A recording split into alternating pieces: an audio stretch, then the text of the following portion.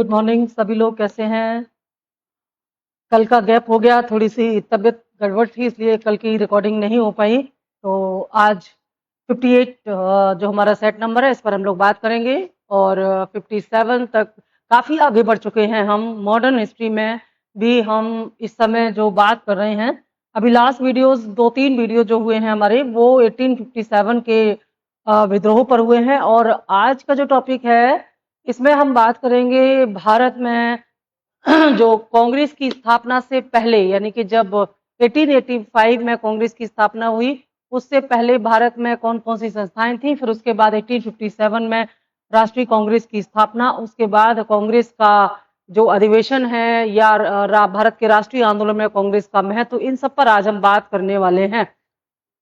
देखिए, आज का टॉपिक शुरू करने से पहले थोड़ा सा इसके बैकग्राउंड को समझ लीजिए, फिर आगे बढ़ते ही हैं हम।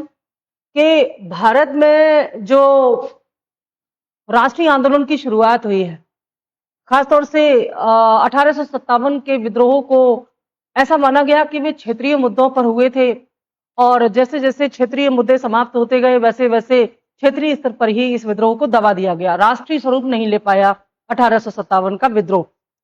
लेकिन जैसे जैसे भारत का जो राष्ट्रीयता की चेतना है वो डेवलप होती गई, चाहे वो सुधार आंदोलन का परिणाम हो, चाहे जो बुद्धिजीवी मध्यम वर्ग है जो कि विदेशों में पढ़ करके आया था उसका प्रभाव हो, विभिन्न जो समाज सुधारक हैं उन्होंने किस प्रकार से राष्ट्रीय चेतना का विकास किया, इन सब के परिणाम स्वरूप अंग्रेजों ने बहुत सारे, जैसे कि रेलवे का विकास किया, समाचार पत्रों का विकास किया, विचारों का आदान प्रदान हुआ, भौगोलिक एकता, वैचारिक एकता, इन सब के परिणाम स्वरूप भारत में जिस राष्ट्रीय चेतना का विकास हुआ, अब इस राष्ट्रीय चेतना के द्वारा भारत में राष्ट्रीय आंदोलन का आधार तैयार किया जाने लगा। और इस राष्ट्रीय आंदोलन को आधार देने के लिए ही भारतीय राष्ट्रीय कांग्रेस की स्थापना की गई। लेकिन जब हम ये बात कहते हैं तो हमें एक बात यहाँ पर याद आ जाती है कि कांग्रेस की स्थापना करने वाले जो थे वे हमारे राष्ट्रीय नेता नहीं थे, बल्कि अंग्रेज, जिसे हम ए.ओ. ह्यूम के नाम से आगे जानेंगे, इसने जो है राष्ट्रीय कांग्रेस की स्थापना की। तो अंग्रेजों की क्या मंशा थी इसकी स्थापना के पीछे? क्या वे भारत के राष्ट्रीय आंदोलन को एक दिशा देना चाहते थे, या उन्होंने एक ऐसा प्लेटफॉर्म तैयार करने का प्रयास किया जिसके माध्यम से भारत का जो राष्ट्रीय एक तरह से चेतना है, या ये कहिए कि जो आक्रोश है, उसको निकालने का एक माध्यम तैयार कर दिया, ताकि जो आक्रोश है वो ब्रिटिश सरकार के मार्ग में अवरोध ना बने। ये बहुत ही स्ट्रेटेजिक तरीके से अंग्रेजों ने काम किया था। इस पर हम लोग आगे चर्चा करते रहेंगे प्रश्न के हिसाब से। तो हमारा पहला प्रश्न जो है इन्हीं सब टॉपिक से, जैसे कि मैंने शुरुआत होगी वहां से, क्योंकि राष्ट्रीय कांग्रेस की जो स्थापना है, भारतीय राष्ट्रीय कांग्रेस की स्थापना है, वो 1885 में हुई है। पर उससे पहले कुछ छोटे मोटे संगठन स्थापित हो चुके थे। तो वहां से हम शुरू करेंगे हमारे आज की प्रैक्टिस सेट को। ठीक है, जो लोग चैनल से नए जुड़ रहे हैं वे प्लीज पीछे जाकर के जो आपके लिए प्रैक्टिस सेट ऑलरेडी अपलोड कर दिए गए हैं उनको जरूर देख लीजिएगा, क्योंकि ये क्रमबद्ध आगे तरीके से चल रहा है। और इनको जब आप लगातार सीरीज में जब प्रैक्टिस करेंगे तो इसका पूरा फायदा आपको मिलेगा। ठीक है, प्रश्न है भारत संघ के संस्थापक कौन थे? ठीक है, भारत संघ, अब जैसे ये हिंदी में लिखा है, ऐसे भी प्रश्न आया हुआ है। एक तरफ इसी को अलग से बता दिया गया है कि इंडियन एसोसिएशन, तो इंडियन एसोसिएशन भारत संघ को ही तो कहेंगे ना इंग्लिश में। तो इंडियन एसोसिएशन और भारत संघ दोनों एक ही संस्थाएं हैं। पूछा गया है कि भारत संघ के संस्थापक कौन थे? ए दादा भाई नौरोजी, बी बाल गंगाधर तिलक, सी ए.ओ. ह्यूम, और डी सुरेंद्र नाथ बनर्जी। देखो, भारत संघ या इंडियन एसोसिएशन एक ऐसी संस्था थी जिसकी स्थापना कांग्रेस से पहले हुई थी, और कांग्रेस से पहले स्थापित होने वाली ये सबसे महत्वपूर्ण राजनीतिक संस्था मानी जाती है। और इसकी जो स्थापना हुई है वो 1876 ईस्वी में हुई है, 1876 ईस्वी में। जबकि कांग्रेस की स्थापना मैंने कब बताई? 1885 ईस्वी में, है ना।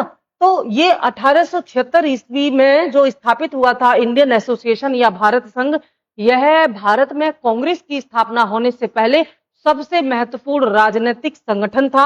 और इसकी स्थापना की थी सुरेंद्र नाथ बनर्जी ने।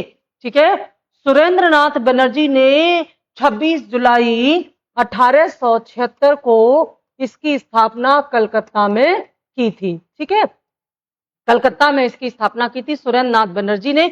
और इसका जो मुख्यालय है वो कलकत्ता को ही बनाया गया, कलकत्ता में इसका मुख्यालय बनाया गया। और इस संस्था के बारे में मैंने बाकी चीजें बताई ही। इस संस्था ने सिविल सेवा, जो सिविल परीक्षा थी, सिविल सेवा परीक्षा थी, उसकी प्रणाली में सुधार करने के लिए आवाज उठाई, और जो इल्बर्ट बिल था उसमें उसका विरोध करने के लिए इस संस्था ने आवाज उठाई। ये दो महत्वपूर्ण कार्य किए इस संस्था ने सुरेंद्र नाथ बनर्जी के नेतृत्व में। आगे चल करके क्या हुआ फिर इस संस्था का बात करेंगे। जब कांग्रेस आई तब इस संस्था का क्या हुआ, इस पर आगे बात होगी। तो इस प्रश्न का सही उत्तर आपको मिल गया, बाकी जो नाम है वो आगे आएंगे प्रश्नों में। अब आता है यहाँ पर दूसरा प्रश्न। 1866 ईस्वी में दादा भाई नौरोजी द्वारा लंदन में निम्न में से कौन से संघ या संस्था की स्थापना की गई थी। देखो, भारत का जो राष्ट्रीय आंदोलन है वो भारत के अंदर से तो संचालित हुआ ही, बाहरी देशों से भी, यानी कि भारत के तमाम ऐसे राष्ट्रवादी नेता थे जिन्होंने दूसरे देशों में रह करके, चाहे वह अमेरिका हो, ब्रिटेन हो या जर्मनी हो, अलग अलग देशों में रह करके इन्होंने भारत के राष्ट्रीय आंदोलन के लिए बड़े ही सराहनीय कार्य किए हैं। तो इनमें से ऐसे ही एक नाम दादा भाई नौरोजी का था। पूछा गया है कि दादा भाई नौरोजी ने 1866 में लंदन में जिस संस्था की स्थापना की थी उस संस्था का नाम क्या था। ठीक है, ये आपको बताना है। अब नाम इतने कॉमन हैं कि जब तक आपने इसको अच्छे से पढ़ा नहीं होगा आप इसको भूल जाएंगे, क्योंकि बहुत ज्यादा फर्क नहीं दिखाई देता, इनमें सब एक जैसे दिखाई देते हैं, तो इसलिए इनको बहुत ही कंसंट्रेशन के साथ आपको पढ़ना पड़ता है। A, the Bengal British India society. B, the East India association. C, the British Indian association. And D, the Madras native association. ठीक है, इन चार में से आपको बताना है कि दादा भाई ने इनमें से किसकी स्थापना की थी, वो भी कहां पर, लंदन में की थी। इस बात का ध्यान रखते हुए आपको इसका उत्तर देना है। तो इसका सही आंसर हो जाएगा B, the East India Association. The East India Association के नाम से 1866 में दादा भाई ने लंदन में इस संस्था की स्थापना की थी। इस संस्था को स्थापित करने का उद्देश्य क्या था दादा भाई को, और क्या कार्य किए इस संस्था ने वहां पर रह करके, ध्यान से समझिएगा। देखो, इसका उद्देश्य था कि जो ब्रिटेन की जनता है और जो वहां की संसद है उसको यह बताया जा सके कि ब्रिटेन किस प्रकार से भारत में रह करके भारतीय जनता का शोषण कर रही है, और किस तरह के उनकी ब्रिटेन की गतिविधियों के कारण भारत में तमाम जो समस्याएं हैं वो पैदा हो रही हैं। इनकी तरफ ध्यान आकर्षित कराने के लिए दादा भाई ने इस संस्था की स्थापना की थी, क्योंकि जो ब्रिटिश क्राउन था या ब्रिटिश सरकार थी वो ब्रिटेन की जनता को यह असली तस्वीर नहीं दिखाई जा रही थी। वहां की जनता ये समझ रही थी कि भारत हमारा एक उपनिवेश है और हमारी महारानी उसको शासन में ले रही है, जैसे कि हमारे ऊपर शासन ले रही है। या वहां की संसद को गलत रिपोर्ट दी जाती थी, जैसे भारत में जो वायसराय था, वायसराय की जो रिपोर्ट थी उसी रिपोर्ट के आधार पर ब्रिटिश पार्लियामेंट में भारत के लिए कानून बनाए जाते थे। लेकिन ब्रिटिश पार्लियामेंट तक सही मैसेज पहुंच नहीं पा रहा था। ब्रिटेन की जनता सही प्रकार से समझ नहीं पा रही थी कि भारत में ब्रिटेन की जो नीतियां हैं उनके कितने दुष्प्रभाव हैं, उनकी वजह से भारत की जनता को कितना ज्यादा शोषण का शिकार होना पड़ रहा है। तो दादा भाई ने लंदन में इस संस्था की स्थापना की, और इस संस्था के माध्यम से उन्होंने ब्रिटेन की जनता और वहां की संसद को असली तस्वीर दिखाई भारत में, जो ब्रिटेन की नीतियों के कारण यहाँ पर दुर्दशा हुई थी उसके बारे में बताया था। क्योंकि जाहिर सी बात है, संसद को, क्राउन को उतना ही पता चलेगा जितना कि यहाँ से जो रिपोर्ट की जाएगी। तो यहाँ से रिपोर्ट करने वाला कौन था, वायसराय था। वायसराय भारत सचिव के माध्यम से क्राउन तक या संसद तक सारी सूचनाएं पहुंचाता था। तो सीधे वहां तक ये एक माध्यम के रूप में इन्होंने ईस्ट इंडिया कंपनी एसोसिएशन की स्थापना की। बहुत ही महत्वपूर्ण योगदान था ये दादा भाई नौरोजी का भारत के राष्ट्रीय आंदोलन में। और इस संस्था के माध्यम से लंदन के जो लोग थे, वहां की जो संसद थी, उन्होंने जब ये भारत के विषयों की जानकारी प्राप्त की, भारतीय विषयों को समझा, तो वहां के जो रिटायर्ड ऑफिसर थे लंदन के, उन्होंने इस संस्था का साथ दिया। इस संस्था का साथ दिया, विरोध नहीं किया, इस संस्था का साथ दिया। और इस संस्था ने आगे चल करके लंदन इंडियन एसोसिएशन का स्थान ले लिया था। ठीक है, इसका इतना ज्यादा प्रचार प्रसार हुआ कि इसका नाम बदल के क्या हो गया, लंदन इंडियन एसोसिएशन। ठीक है, इस संस्था का नाम जो है ये बाद में बदल दिया गया, और फिर वहां के जो लोग हैं उन्होंने इसमें काफी ज्यादा साथ दिया। लंदन इंडियन एसोसिएशन के नाम से फिर ये परिवर्तित हो गया। और इसके जो अध्यक्ष थे, पहले अध्यक्ष थे इस संस्था के, वे कौन थे? Lord Leeuwen. लॉर्ड ल्यूवेन इसके पहले अध्यक्ष थे। और 1912 ईस्वी से इस संस्था में महिलाओं के प्रवेश को भी मंजूरी दे दी गई थी। ठीक है, तो बहुत महत्वपूर्ण इंफॉर्मेशन हमें मिली इसके बारे में। अगले प्रश्न की ओर चलते हैं। निम्नलिखित में से कौन उग्र राष्ट्रवाद के उल्लेखनीय नेताओं में नहीं थे? देखो, भारत में जो राष्ट्रवाद था ना, वो दो मार्गों में विभाजित हो गया था। ठीक है, मंजिल एक ही थी दोनों की। मंजिल क्या थी? भारत को शोषण, ब्रिटिश शोषण से मुक्त कराना। अब ये बात अलग है कि कोई पूर्ण स्वराज की बात करता है, कोई डोमिनियन स्टेट की बात करता है, लेकिन ब्रिटेन के शोषण से मुक्ति ये सबका उद्देश्य था। लेकिन ये राष्ट्रवाद ना वैचारिक रूप से दो भागों में विभाजित हो गया। एक थे नरम पंथी और एक थे गरम पंथी। ठीक है, गरम पंथी या गरम दल के नाम से भी इनको जानते हैं। तो ये जो गरम पंथी थे, इन्हीं में जो है उग्र राष्ट्रवाद निकल के आया। उग्र राष्ट्रवाद निकल के, उग्र राष्ट्रवाद का मतलब है था ये एग्रेसिव थे। और जो नरम पंथी थे, ये उदार राष्ट्रवाद के प्रतीक थे। ठीक है, उदार राष्ट्रवाद। इनकी नीतियों में अंतर क्या था? ये जो है ब्रिटिश सरकार से सलाह मशवरा यानी कि अनुनय विनय की नीति, अनुनय विनय की नीति के द्वारा सुधार की मांग करते थे, जबकि ये क्रिया प्रतिक्रिया द्वारा यानी कि ये एक्शन के द्वारा अपनी बात मनवाने का प्रयास करते थे। तो इसलिए ये जो राष्ट्रवाद है ना भारत का, ये दो भागों में विभाजित हो गया। अब इनमें से तीन नाम ऐसे हैं जो कि गरमपंथी या उग्र राष्ट्रवाद का समर्थन करते हैं। एक नाम ऐसा है जो नरमपंथी या उदार राष्ट्रवाद का समर्थन करते हैं। तो हमें बताना है कि इनमें से कौन उग्र राष्ट्रवाद से संबंधित नहीं है, यानी कि उदारवादी है, उसका नाम हमें बताना है। क्या बताना है? ए गोपाल कृष्ण गोखले, बी विपिन चंद्र पाल, सी लोकमान्य तिलक और डी लाला लाजपत राय। पीछे के एपिसोड में हमने इसका व्याख्या की है, इसीलिए हम आपसे कह रहे हैं कि जो लोग अभी नए जुड़े हैं वे पीछे जाकर के व्याख्या जरूर देख लें, क्वेश्चन की प्रैक्टिस, क्योंकि उनकी व्याख्या में मैंने यहाँ पर एक आपको बताया था, तीन नाम एक साथ बताए थे, लाल पाल बाल। ठीक है, लाल पाल और बाल, ये तीन नाम जो हैं ये उग्र राष्ट्रवाद के प्रतीक थे। तो इनमें से लाला लाजपत राय को लाल कहा गया है। ठीक है, लोकमान्य तिलक जो है, इन्हीं को बाल गंगाधर तिलक भी कहते हैं, तो बाल गंगाधर तिलक को यहाँ पर बाल कहा गया है, और बिपिन चंद्र पाल को पाल कहा गया है। तो ये तीनों ही उग्र राष्ट्रवाद से थे, लेकिन गोपाल कृष्ण गोखले ये उग्र राष्ट्रवाद से संबंधित नहीं थे, इनकी विचारधारा उदारवादी थी। तो हमारे प्रश्न का आंसर क्या हो गया? ए गोपाल कृष्ण गोखले उग्र राष्ट्रवाद से संबंधित नेता नहीं थे। ठीक है, हालांकि गोपाल कृष्ण गोखले ने कई प्रकार से ब्रिटिश सरकार पर ये प्रयास किया, सुधार करने का प्रयास किया। गोपाल कृष्ण गोखले ही वह पहले व्यक्ति थे जिन्होंने भारत में, ब्रिटिश कालीन भारत में जो पार्लियामेंट है केंद्रीय, वहां पर एक प्रस्ताव रखा जिसमें इन्होंने कहा कि भारत में निःशुल्क शिक्षा का प्रावधान होना चाहिए, सभी को शिक्षा प्राप्त करने का अधिकार होना चाहिए। लेकिन क्योंकि वो बहुमत में नहीं थे, इसलिए उनका प्रस्ताव पारित नहीं हो पाया। लेकिन एक अच्छा विचार गोपाल कृष्ण गोखले ने रखा था, पीछे के एपिसोड में हमने इस पर चर्चा की थी। ठीक है, तो चलते हैं अगले प्रश्न की ओर।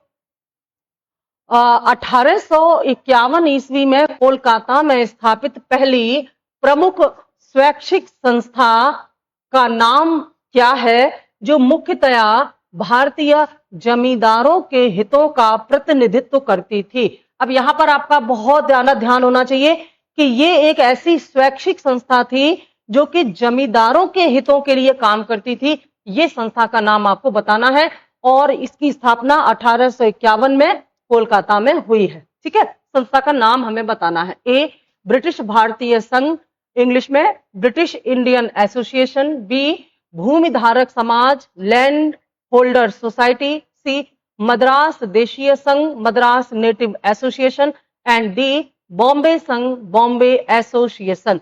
इनमें से वह संस्था जो कि जमींदारों के हितों के लिए काम करती थी, उसका नाम आपको बताना है, जो भी वो भी कलकत्ता में स्थापित हुई थी 1851 में। ठीक है, तो इनमें देखो आपको कंफ्यूज करने के लिए ना ये जो लैंड होल्डर सोसाइटी का नाम दिया गया है, लैंड होल्डर सोसाइटी में जो लैंड होल्डर्स है, इससे आपका ध्यान जाएगा कि आप बात कर रहे हैं जमींदार एसोसिएशन की। नहीं, ये जो संस्था है ना ब्रिटिश भारतीय संघ, ये वो पहली संस्था है जिन्होंने जमींदारों के हितों के लिए काम किया था। ये स्वैच्छिक संस्था थी, ना कि लैंड होल्डर सोसाइटी। बहुत ध्यान देने वाली बात है। अब हम ऐसे प्रश्नों की व्याख्या बहुत जरूरी होती ताकि आगे के लिए आपका कॉन्सेप्ट क्लियर हो जाए। तो इसके बारे में जब हम जानते तो हम देखते हैं कि ये कलकत्ता में स्थापित होने वाली पहली प्रमुख स्वैच्छिक संस्था थी ब्रिटिश इंडियन एसोसिएशन या ब्रिटिश भारतीय संघ। ये मुख्यतया क्योंकि नाम ही है ब्रिटिश भारतीय संघ, और ब्रिटिश भारतीय संघ नाम से ही स्पष्ट हो जाता है क्योंकि जो जमींदार थे, वास्तव में जमींदारों को ब्रिटेन का संरक्षण मिला हुआ था भारत में, और जमींदारों के रूप में ब्रिटेन को एक ऐसे समाज का एक ऐसा वर्ग मिला जो कि ब्रिटिश सरकार का समर्थन करता था। तो इन्हीं के हितों के लिए ये काम करती थी संस्था ब्रिटिश इंडियन एसोसिएशन। ठीक है, जमींदारों के लिए। और ये जो है बाद में 1851 में जमींदार एसोसिएशन और बंगाल ब्रिटिश एसोसिएशन सोसाइटी का आपस में विलय हो गया था और एक नई संस्था बनी ब्रिटिश इंडियन एसोसिएशन। ठीक है, ये जो बंगाल एसोसिएशन है ना, यहाँ पर नाम नहीं है, और ये जो लैंड होल्डर सोसाइटी है, ये मिलकर के ये बनी थी 1851 में। ठीक है, तो 1851 में गठित होने वाली संस्था थी ब्रिटिश भारतीय संघ, जिन्होंने भारत के जमींदारों के हितों के लिए आवाज उठाई थी। ये ध्यान देने वाली बात है। और इससे जो ब्रिटिश इंडियन एसोसिएशन संस्था थी, इससे कौन कौन से नाम जुड़े हुए हैं? तो इससे जुड़े हुए नाम है राजेंद्र लाल मित्र। ठीक है, ये नाम बहुत महत्वपूर्ण है, राजेंद्र लाल मित्र। राजेंद्र लाल मित्र के अलावा जो है हरिश्चंद्र मुखर्जी, हरिश्चंद्र मुखर्जी, ये कुछ महत्वपूर्ण नाम है जो कि इस संस्था से जुड़े हुए थे। ठीक है, ये इसका थोड़ा सा विस्तार से आपको बताया गया। आगे चलिए अगले प्रश्न की ओर। निम्नलिखित में से किस एक ने 1875 ईस्वी में हाउस ऑफ कॉमन्स में एक याचिका प्रस्तुत करते हुए ब्रिटिश संसद में भारत के प्रत्यक्ष प्रतिनिधित्व की मांग की थी? बहुत बेहतरीन प्रश्न है ये। इनमें से कौन सा वो संगठन है जिसने पहली बार ब्रिटिश पार्लियामेंट में यह प्रस्ताव रखा कि ब्रिटिश पार्लियामेंट में भारत का एक प्रतिनिधि होना चाहिए? ठीक है, एक ऐसा प्रतिनिधि होना चाहिए जो भारत का प्रतिनिधित्व करे। और देखो ये बात कब कही गई है? 1875 में। बहुत ध्यान से समझेंगे इसको हम। मैंने आपको बताया कि इतिहास पढ़ने का सबसे सही तरीका होता है कि आप उसे तुलनात्मक रूप से पढ़िए, कंपैरेटिवली पढ़िए, क्योंकि आप उसको अगर सीधे सीधे रट्टा मारेंगे तो वे भूल जाएंगे। अगर आप उसको कंपैरेटिव पढ़ते हैं तो वे घटनाएं आपको याद रहेंगी। 1875 का समय था। हम देखते हैं कि 1858 के अधिनियम के द्वारा एक पद लाया गया था जिसका नाम था भारत सचिव। ठीक है, भारत सचिव का पद गठित किया गया था और ये भारत सचिव सीधे वायसराय से कनेक्ट होता था। इसी अधिनियम के द्वारा भारत में गवर्नर जनरल को वायसराय के नाम से जाना गया, वायसराय की उपाधि दी गई, और भारत का अंतिम गवर्नर जनरल कैनिंग था और भारत का प्रथम वायसराय भी कैनिंग था, जो 1857 के विद्रोह के समय भारत का गवर्नर जनरल था। तो ये जो भारत सचिव का जो पद है, ये इसीलिए बनाया था कि ये जो वायसराय है, वायसराय का मतलब भी यहाँ पर क्या है? ब्रिटिश महारानी का प्रतिनिधि जो भारत की संपूर्ण रिपोर्ट भारत सचिव को देगा, और ये भारत सचिव सीधे संसद को बताएगा कि भारत में क्या हो रहा है, भारत की गतिविधियों से अवगत कराएगा। तो ब्रिटिश सरकार ये कहती थी कि भारतीयों का प्रतिनिधित्व भारत सचिव द्वारा किया जा रहा है। वो ये कहते थे कि ब्रिटिश पार्लियामेंट में भारत की तरफ से जो रिप्रेजेंटेटिव है, जो प्रतिनिधि है भारत का, वो कौन है? भारत सचिव। लेकिन भारतीय नेता ऐसा नहीं मानते थे। तो इनमें से वो कौन सी संस्था है जो ये कहती है कि हमें एक ऐसा बंदा ब्रिटिश पार्लियामेंट में बिठाना है जिसका चुनाव हम स्वयं यानी कि भारत की जनता उसको चुन करके भेजेगी? A, Deccan association, B, the Indian association, C, the Madras Mahajan Sabha, and D, the Poona सार्वजनिक सभा। तो उस संगठन का नाम है डी, द पूना सार्वजनिक सभा। वह पहली संस्था थी जिसने ब्रिटिश पार्लियामेंट में भारतीय प्रतिनिधित्व की आवाज सबसे पहले उठाई थी। और इस सभा की स्थापना करने वाले कौन थे? महागोविंद रानाडे 1867 ईस्वी में। महागोविंद रानाडे 1867 1867 में इसकी स्थापना एम जी रानाडे या महागोविंद रानाडे ने की थी। तो ये बात जो इन्होंने कही है ना कि एक प्रतिनिधि चाहिए हमको जो ब्रिटिश, देखो आप जब वर्ल्ड हिस्ट्री में जाते हो ना थोड़ा बहुत, हालांकि वर्ल्ड हिस्ट्री एक अलग सब्जेक्ट है, तो वर्ल्ड हिस्ट्री में आपको पता चलता है कि जब अमेरिका की क्रांति हुई थी 1776 ईस्वी में, उस समय ब्रिटेन ने ना अमेरिका की पूरी इकोनॉमी को, वहां के पूरे ट्रेड को अपने कंट्रोल में कर रखा था। तो अमेरिका के लोगों ने इसी के विरोध में क्रांति की थी, जिसको हम अमेरिकन क्रांति बोलते हैं। और ध्यान दीजिएगा, अमेरिका ही वह पहला देश था जिसने ब्रिटेन को हराया था। तो अमेरिका के जो व्यापारी थे, जो जनता थी ना, वहां से आवाज उठी थी, और ये आवाज क्या थी? No taxation without representation. यानी कि अमेरिका की जनता ने ये कहा कि जो ब्रिटिश पार्लियामेंट है, क्योंकि ब्रिटिश पार्लियामेंट ही कंट्रोल करती थी अमेरिका के ट्रेड को, व्यापार को, टैक्स कितना लगाया जाएगा अमेरिका के लोगों पर, कौन सा व्यापार, क्या एक्सपोर्ट क्या इंपोर्ट, ये सारा कंट्रोल किसके पास था? ये ब्रिटिश पार्लियामेंट के पास था। तो इसका विरोध करते हुए जो अमेरिका के जो खासतौर से वो जो 13 राज्य थे जिनको पूरी तरह से अपने कॉलोनी बना रखा था ब्रिटेन ने, वहां के लोगों ने ये आवाज उठाई कि जब तक अमेरिका का कोई प्रतिनिधि ब्रिटिश पार्लियामेंट में नहीं होगा, तब तक हम केवल और केवल ब्रिटिश पार्लियामेंट और ब्रिटिश महारानी के कहने पर टैक्स नहीं देंगे। यानी कि हमारे लोगों पर, अमेरिका की जनता पर टैक्स लगाने का अधिकार उसी व्यक्ति को है जिसे अमेरिका के लोग चुन करके ब्रिटिश पार्लियामेंट में बिठाएंगे। नो टैक्सेशन विदाउट रिप्रेजेंटेशन की ये आवाज दुनिया में सबसे पहले अमेरिका से ही उठी, और इसी आवाज को उठाने का काम किया पूना सार्वजनिक सभा में। ये कहते हैं कि भारत के लिए जो नीतियां बनाई जाती हैं, भारत के लिए जो अधिनियम पारित किए जाते हैं, वो ब्रिटिश पार्लियामेंट में होते हैं, और उस ब्रिटिश पार्लियामेंट में भारत की ओर से बोलने वाला एक भी बंदा नहीं है। तो इन्होंने कहा कि भारत की तरफ से बोलने वाला एक बंदा वहां होना चाहिए, जिसे भारत की जनता, भारत के राष्ट्रवादी नेता चुन करके भेजेंगे। ये बहुत महत्वपूर्ण आवाज थी, अपने राजनीतिक अधिकारों की डिमांड ये कर रहे हैं ब्रिटिश पार्लियामेंट में। ठीक है, बेहद महत्वपूर्ण है ये। आगे चलते हैं। निम्न युग्मों में से कौन सही सुमेलित नहीं है? इनमें से कौन कौन से हैं जो सही सुमेलित नहीं है? पहला है British India society London, second east India association Calcutta, third national Indian association London, and D Indian association Mumbai. कूट के आधार पर आपको बताना है इनमें से कौन कौन से सही नहीं है, ये आपको बताना है प्रश्न नंबर 6 में। और ये हम पीछे व्याख्या इनकी कहीं ना कहीं कर चुके हैं, उसी के आधार पर आपको इस उत्तर का चुनाव करना है। तो आप जब व्याख्या को ध्यान में रख के देखेंगे तो आप ये कह सकते हैं कि इसमें से जो 2 और 4 हैं ये सही सुमेलित नहीं है। 2 और 4 जो हैं ये सही सुमेलित नहीं है, क्योंकि ईस्ट इंडिया कंपनी की स्थापना कलकत्ता में नहीं बल्कि लंदन में हुई थी। अभी पीछे ही हमने बताया था, दादा भाई नौरोजी ने की थी। ठीक है, और ये जो इंडियन एसोसिएशन है, इसकी स्थापना जो है, इंडियन एसोसिएशन की स्थापना मुंबई नहीं बल्कि कलकत्ता में हुई थी, जिसकी स्थापना किसने की थी? सुरेंद्रनाथ बनर्जी ने। तो ये 2 जो कूट है ये गलत है। तो कौन सा वाला इसमें आंसर हो जाएगा? जो सही नहीं है वो होगा आंसर डी।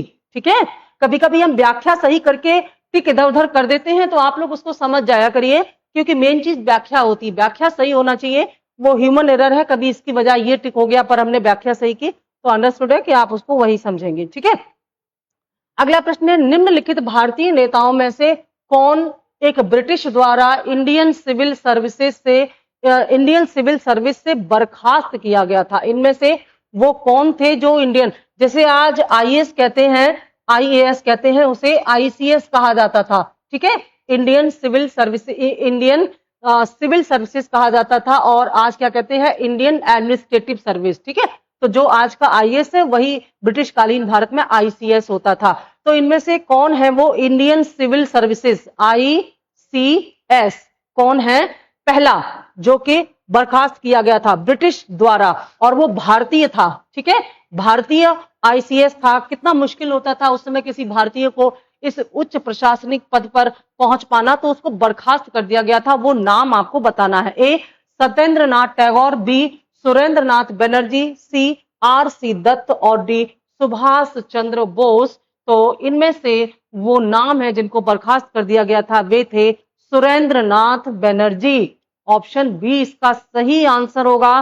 तो सुरेंद्र नाथ बनर्जी को नस्लीय भेदभाव के आधार पर, है ना, इनको नस्लीय भेदभाव कि ये भारतीय हैं, भारतीयों को उच्च पदों पर ये लोग नहीं रखना चाहते थे, क्योंकि उच्च पद का मतलब था कि आप ऊंचे ऊंचे पदों पर जाएंगे तो प्रशासन में आपका हस्तक्षेप होगा और आप ब्रिटिश सरकार को कंट्रोल कर सकते हैं या विद्रोह की स्थिति में नियंत्रण हाथ में आ सकता है। इसीलिए अंग्रेजों ने जानबूझ करके उच्च पदों पर भारतीयों को नहीं, लेकिन ये अपनी प्रतिभा के, परीक्षा तो उन्हें सबको दिखाने के लिए करनी ही पड़ती थी, लेकिन ये बहुत टैलेंटेड थे, इतनी कठिन परीक्षा को भी इन्होंने पास किया और बाद में इनको नस्लीय भेदभाव के आधार पर इस महत्वपूर्ण प्रशासनिक पद से जो है हटा दिया गया था 1874 ईस्वी में। 1874 में इनको आईसीएस के पद से हटा दिया गया था। और जब इनको आईसीएस के पद से हटाया गया ना, उस समय ये असम के कलेक्टर थे, असम के कलेक्टर थे ये, ठीक है, कलेक्टर थे। तो इतने उच्च पद से इनको केवल नस्ल के आधार पर हटा दिया गया, ठीक। और जब इनको वहां से हटा दिया गया तो इन्होंने जो परीक्षा पास की थी 1869 में, 1869 में सुरेंद्र नाथ बनर्जी ने आईसीएस की परीक्षा जो है वो पास की थी। और इसके अलावा 4 और भारतीय थे, उन्होंने भी ये परीक्षा पास की थी। तो इनको बर्खास्त जब कर दिया गया तो ये बड़े ही निराश हुए, फिर ये राजनीति से जुड़ गए और इसी के तहत इन्होंने 1876 ईस्वी में जो है जो संगठन स्थापित किया, इंडियन एसोसिएशन, जिसके पीछे बात की थी ना, वो उन्होंने 1876 में फिर राजनीति ज्वाइन करके इन्होंने इंडियन एसोसिएशन नामक एक संगठन है, राजनीतिक संगठन, उसकी स्थापना की थी सुरेंद्र नाथ बनर्जी ने।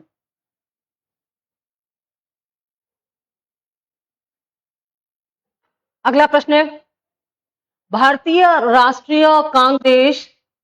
राष्ट्रीय कांग्रेस, इंडियन नेशनल कांग्रेस से पूर्व भारत में स्थापित प्रमुख संस्था कौन सी थी? ठीक है, A Bengal British India society, B East India association, C young Bengal association, D Indian association of Calcutta. तो आंसर आपको पता होगा, मैंने शुरुआत में इसकी व्याख्या कर दी थी कि जब भारत में कांग्रेस की स्थापना हुई उससे पहले भारत में एक महत्वपूर्ण संगठन स्थापित हो चुका था और वो संगठन कौन सा था उसके बारे में आपको बताना है। और वास्तव में ये जो संगठन था वो क्या था? Indian association of Calcutta. ठीक है, चाहे उसको इंडियन एसोसिएशन कहे, भारतीय संघ कहे या कलकत्ता जोड़ दें क्योंकि कलकत्ता में इसका मुख्यालय था। तो इंडियन एसोसिएशन ऑफ कलकत्ता जो कि 1876 ईस्वी में स्थापित था, किसके द्वारा? सुरेंद्र नाथ बनर्जी के द्वारा। ये आईएनसी से पहले स्थापित होने वाला सबसे महत्वपूर्ण संगठन था जो कि कांग्रेस से पहले स्थापित हुआ था। निम्न में से कौन 1885 में स्थापित बंबई प्रेसिडेंसी एसोसिएशन के संस्थापकों में एक था? ठीक है, ये प्रश्न जो है इसमें फिर से देख लें, इनमें से कौन 1885 में स्थापित बंबई प्रेसिडेंसी एसोसिएशन के संस्थापकों में से एक था? A Firoz Shah Mehta, B P Ananda Charlu, C M B Raghava Chariar और डी एस एन बनर्जी या सुरेंद्र नाथ बनर्जी। तो 1885 में जो बंबई प्रेसिडेंसी एसोसिएशन की स्थापना हुई थी उनके संस्थापकों में से इनमें से कौन एक शामिल था? तो इसका आंसर है ए फिरोज शाह मेहता। ठीक है, फिरोज शाह मेहता जो है ये बंबई प्रेसिडेंसी एसोसिएशन के जो संस्थापक थे उनमें से एक थे। इसके अलावा इसमें बदरुद्दीन तैयब जी भी शामिल थे, केटी टैलंग, ये क्वेश्चन बहुत पूछा जाता है। फिरोज शाह मेहता के अलावा बदरुद्दीन तैयब जी, ठीक है। इसके अलावा के टी टैलंग, ये कुछ महत्वपूर्ण नाम है जो इस एसोसिएशन की स्थापना या स्थापना के समय उसमें थे, ये कुछ इसमें शामिल हुए थे। और ये संस्था की जो स्थापना की गई थी इसका उद्देश्य था कि जो लोगों में, जो वहां की जनता है उनके बीच में राजनीतिक चेतना का विकास किया जाए, इसलिए इसको स्थापित किया गया था। ठीक है, और इसको बॉम्बे एसोसिएशन के नाम से भी जाना जाता था, ये बहुत महत्वपूर्ण है। बॉम्बे एसोसिएशन के नाम से इसकी स्थापना पहले हुई थी आरंभ में, बाद में इसे फिर बंबई प्रेसिडेंसी एसोसिएशन के नाम से जाना गया। अगला प्रश्न है, सुरेंद्र नाथ बनर्जी द्वारा स्थापित उस संगठन का नाम बताइए जिसका 1886 में इंडियन नेशनल कांग्रेस में विलय कर दिया गया। यानी कि सुरेंद्र नाथ बनर्जी द्वारा स्थापित संस्था बाद में आईएनसी में मिला दी गई। तो संस्था का नाम कई बार आप पढ़ चुके हैं, अब तो आपको रट ही गया होगा। जी हाँ, इंडियन एसोसिएशन। ठीक है, चाहे इसको इंडियन एसोसिएशन ऑफ कलकत्ता कहें या इंडियन एसोसिएशन कहें या हिंदी में भारत संघ कहें या भारतीय संघ कहें, परेशान मत होना, सब एक ही है। तो ये राष्ट्रीय कांग्रेस से पहले स्थापित होने वाली सबसे प्रमुख राजनीतिक संस्था थी। जब इसके बाद आईएनसी गठित हो गया तो फिर सुरेंद्र नाथ बनर्जी ने अगले ही वर्ष यानी कि 1886 में ही इस संस्था का विलय इसमें कर दिया था। ये इसलिए किया था ताकि जो राष्ट्रीय आंदोलन है उसमें बिखराव न हो, संगठित हो जाए, इसलिए इसको इसमें मिला दिया गया था। अगला प्रश्न है, निम्न में से किसने मित्र मेला संघ का आरंभ किया था? मित्र मेला संघ बहुत ही महत्वपूर्ण संगठन था। इसके माध्यम से जो क्रांतिकारी गतिविधियां थी राष्ट्रीय आंदोलन से संबंधित, उनका संचालन किया जाता था। तो आपको बताना है कि इनमें से वो कौन थे जिन्होंने मित्र मेला संघ का आरंभ किया था। ए श्यामजी कृष्ण वर्मा ने, बी विनायक दामोदर सावरकर ने, जिन्हें हम वीडी सावरकर कहते हैं, सी लाला हरदयाल ने और डी सोहन सिंह भाकना ने। तो ये नाम है वीडी सावरकर या विनायक दामोदर सावरकर, जिन्होंने मित्र मेला संघ की स्थापना की। और इस संघ की स्थापना इन्होंने महाराष्ट्र में की थी। यह महाराष्ट्र की बहुत महत्वपूर्ण क्रांतिकारी संस्था थी। इसकी स्थापना 1899 ईस्वी में की गई थी। 1899 में महाराष्ट्र में इस संस्था की स्थापना की गई और इसके द्वारा महाराष्ट्र में जो क्रांतिकारी गतिविधियां हैं उनको आगे बढ़ाया गया था। ये एक क्रांतिकारी संस्था थी महाराष्ट्र की। कई बार इसका नाम आता है, बहुत प्रश्न आते हैं, मित्र मेला संघ। ठीक है, तो विनायक दामोदर या वीडी सावरकर ने इसका गठन किया था 1899 में। और 1800 इसकी स्थापना का उद्देश्य था कि सशस्त्र विद्रोह के माध्यम से ब्रिटिश शासन को जड़ से उखाड़ फेंकना। क्रांतिकारी सोच थी इनकी। और 1904 में, बाद में 1904 में इसी संस्था का नाम जो है 1904 में इसका नाम हो गया अभिनव भारत। ये बहुत महत्वपूर्ण है। अभिनव भारत के नाम से 1904 में फिर इसी संस्था को जाना गया था। ये प्रश्न भी काफी ज्यादा पूछा जाता है। अगला प्रश्न है, गोपाल कृष्ण गोखले ने किस वर्ष में भारत सेवक मंडल या सर्वेंट्स ऑफ इंडिया सोसाइटी की स्थापना की थी? ठीक है, सर्वेंट्स ऑफ इंडिया सोसाइटी या भारत सेवक मंडल की स्थापना जो गोपाल कृष्ण गोखले इन्होंने किस वर्ष में की थी? ए वर्ष 1902 में, बी वर्ष 1903 में, सी वर्ष 1904 में और डी वर्ष 1905 में। तो इस संगठन की जो स्थापना है, देखो संस्थापक का नाम यहीं पर दिया हुआ है, संस्था का नाम दिया गया है, आपको केवल तारीख बतानी है कि इसकी स्थापना कब हुई थी। तो इसकी स्थापना हुई थी डी 1905 में। ठीक है, 1905 में इसकी स्थापना जो है पुणे में इसका मुख्यालय बनाया गया था। पुणे में इसकी स्थापना हुई थी, जिसे आज हम पुणे कहते हैं, उसे पहले पूना कहते थे। तो पूना में इसकी स्थापना हुई थी। और इसकी स्थापना का जो मुख्य उद्देश्य था वो जो नौजवान है, जो यूथ है, उनको एक तरह से वैज्ञानिक और तकनीकी रूप से, मानसिक रूप से प्रबल करना, ताकि वो अपने आप को समाज में अच्छे से स्थापित कर सकें। इसके लिए इसकी स्थापना पुणे में की गई थी। अगला प्रश्न है, भारतीय राष्ट्रीय कांग्रेस की स्थापना के समय भारत का वायसराय कौन था? ये बहुत महत्वपूर्ण है।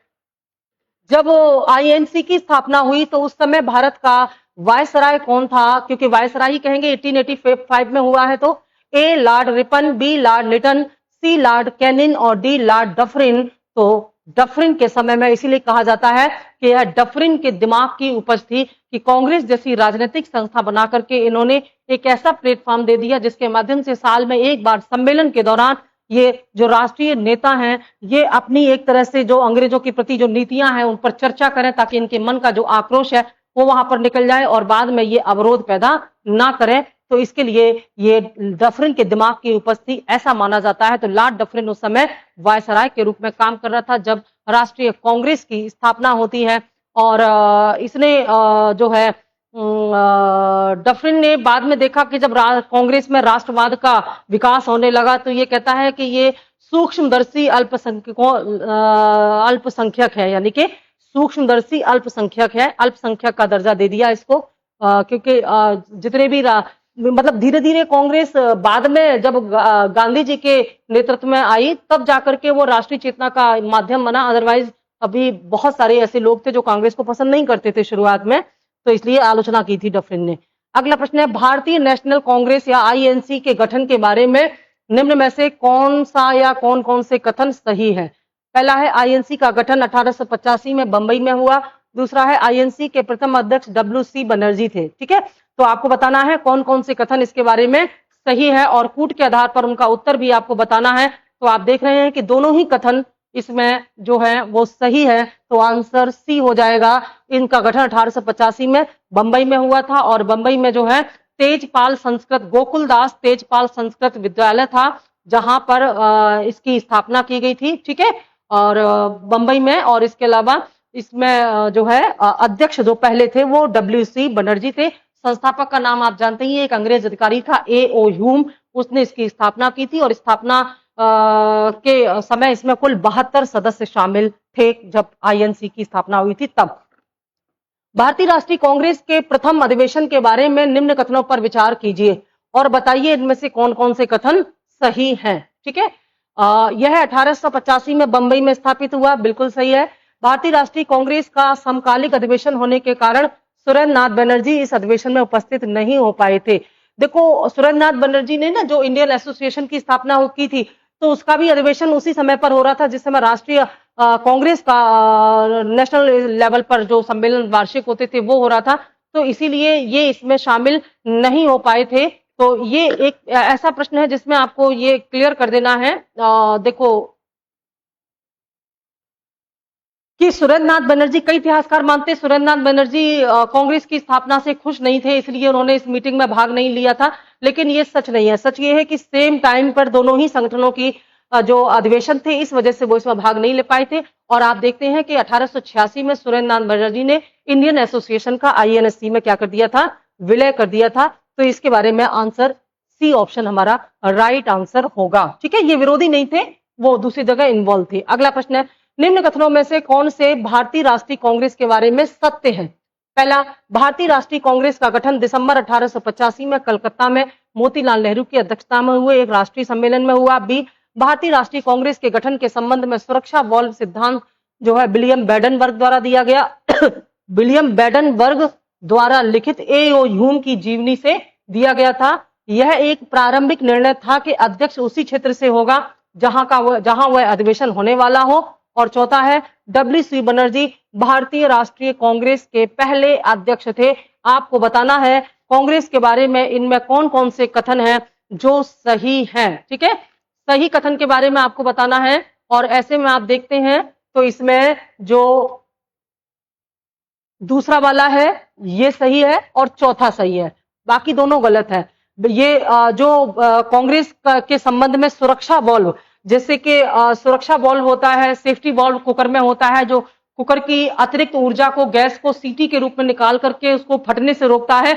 वैसे ही अंग्रेजों की ये मंशा थी कि राष्ट्रीय आंदोलन से संबंधित नेता वार्षिक रूप से इस कांग्रेस के माध्यम से अपनी भड़ास को निकालेंगे जिससे कि आंदोलन फूटेगा नहीं, और सुरक्षा बॉल्व की तरह इसको यूज किया। यह सिद्धांत जो है ए.ओ. ह्यूम की जो जीवनी है उसमें विलियम बेडनबर्ग द्वारा लिया गया था। विलियम बेडनबर्ग ने ए.ओ. ह्यूम की जीवनी लिखी है, तो उसी में से ये सुरक्षा बॉल्व वाला सिद्धांत निकाल करके दिया था कि कांग्रेस एक सुरक्षा बॉल्व की तरह काम करेगा। अंग्रेजों ने इसको सुरक्षा बॉल्व की तरह लिया था, आगे आएगा भारत के नेताओं ने इसको किस रूप में लिया था। ठीक है, और दूसरा सही है कि डब्ल्यू.सी. बनर्जी, रोमेश चंद्र बनर्जी कांग्रेस के पहले अध्यक्ष थे। बाकी ये जो पहला और तीसरा है ये कथन गलत है। तुम्हारा आंसर हो जाएगा ऑप्शन सी, 2 और 4 सही है। ठीक है, अगला प्रश्न है कथन कारण का। कथन है बाल गंगाधर तिलक सांप्रदायिकतावादी थे, बिल्कुल गलत। बाल गंगाधर तिलक सांप्रदायिकतावादी नहीं थे। ठीक है, कारण है इन्होंने धर्म का राजनीतिक अस्त्र के रूप में प्रयोग किया था।